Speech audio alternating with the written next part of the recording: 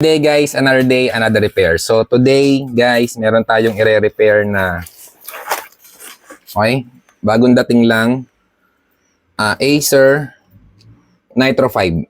Okay? So bigyan ko muna kayo ng brief history ng Acer Nitro 5 na to. Okay? Yung owner ng Acer Nitro 5 na to is taga Batangas. So pina-repair nila sa mall sa Batangas location, nagbayad daw sila ng 17K for no power. So, naging okay naman yung unit nila, na-repair naman.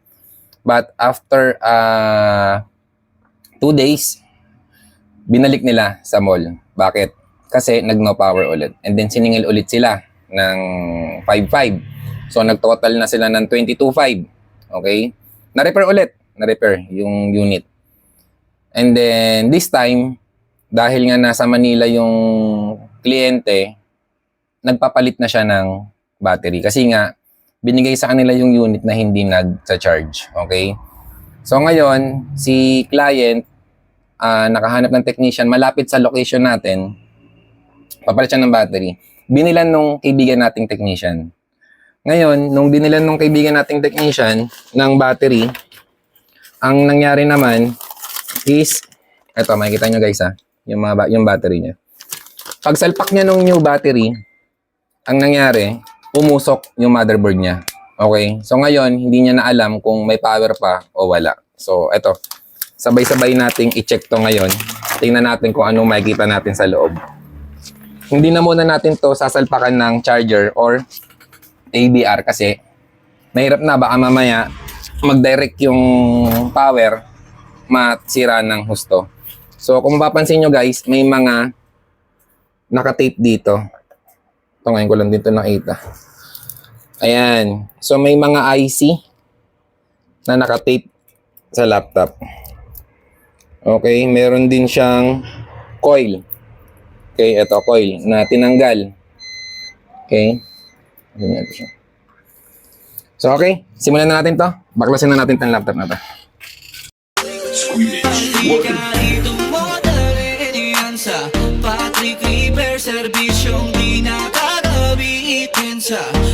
Okay, ito siya guys, yung motherboard ng Acer Nitro 5. Mag-check muna tayo ng kada sections, tingnan natin kung may makukuha tayong short.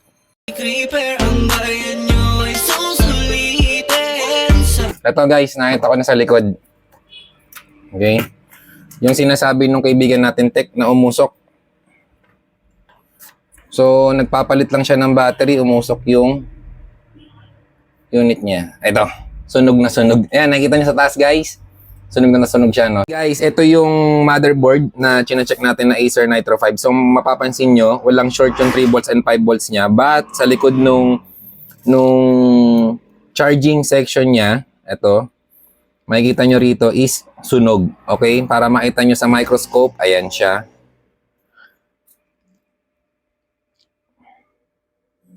Ayan. Sa malaki, ito siya guys. So, capacitor to. Itong nasunog na to. And then, ito MOSFET. So, hindi natin alam kung sunog na sunog to eh. So, huhukayin natin to. Kailangan matanggal natin yung short niyan. Also, check na rin natin yung mga nasa paligid sa kanya kung may shorted pa. Okay? So, ito siya. Okay guys, i-remove na natin tong mga short na to. Okay? So, first things first, tanggalin muna natin tong black na nandito sa taas and then sunod natin tong MOSFET na to.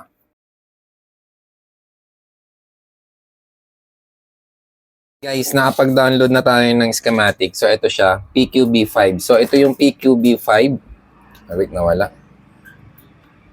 Ayan, ito yung PQB5 na shorted yung source tsaka drain.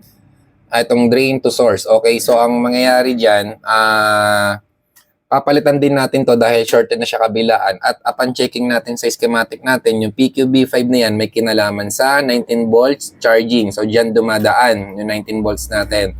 Okay, so dapat mapalitan din natin yan. And then check natin yung mga components na katabi niya kung may short pa. Okay? Guys, i-remove na natin yung shorted na MOSFET and then papalitan natin siya.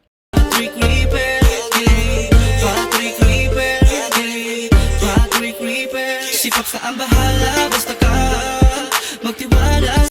So, ito yung pinalitan natin na MOSFET. Okay, ayan siya.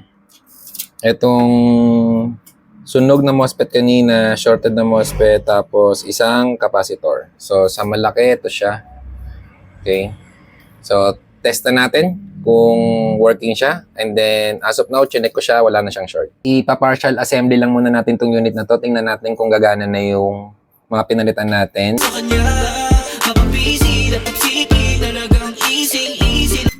Check muna tayo ng voltage sa BIN natin. Tingnan natin kung pumapasok yung supply. 25 volts yung gate natin. First and second MOSFET. Okay? So, tingnan natin kung mag-on to guys, ha? Sabi ni customer na ayan, nag-on na siya. Okay? Nag-load na rin siya. Tingnan natin kung maglo-load siya sa system niya. Ngayon naman, subukan natin kung gagana na yung battery na bago. Okay, ito yung biniling battery nung kaibigan natin technician, yung umusok yung board niya, and then ito naman yung luma. So, ang ilalagay na lang natin is yung bago niyang battery. But first, i-check muna natin kung tama yung voltage output ng battery na to.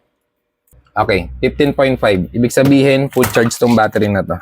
So, you can see, naisalpa ko na yung battery niya. Habit na siya. Check na lang natin kung mag-on tong laptop na to, guys. Yun, nag-on siya sa battery na bago, yung binili ng co-technician natin. Okay. Ayan.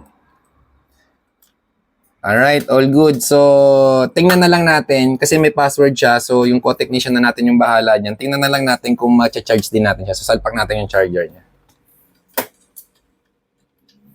Okay. Salpak ng charger.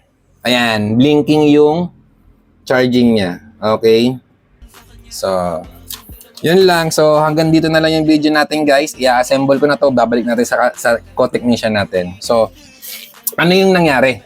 Bakit nasunog? Yun yung question dyan. Bakit nasunog? Medyo minalas lang yung co-technician natin nung nagpalit siya ng battery. Ibig sabihin kasi, possible na pabigay na talaga or leak na yung MOSFET natin. Nung nag-leak yung MOSFET dahil siya yung 19 volts sa pinadaanan ng plug natin, nung AC-DC natin, tumago siya, nasunog yung capacitor. So, lucky for them kasi ang nangyari, dun lang sa section na yung nasira. Kumbaga, hindi na siya umabot ng PCH, hindi na umabot ng processor, or wala ng ibang components na nasira. So, yun lang. Nakatulong na naman tayo sa co-technician natin. Again, so maraming salamat sa inyo guys. Thank you. Nga pala, yung ibang comments, hindi ko na ma-reprint pero nababasa namin. Maraming salamat po sa inyo. Maraming salamat po sa suporta nyo. God bless and mabuhay po kayo.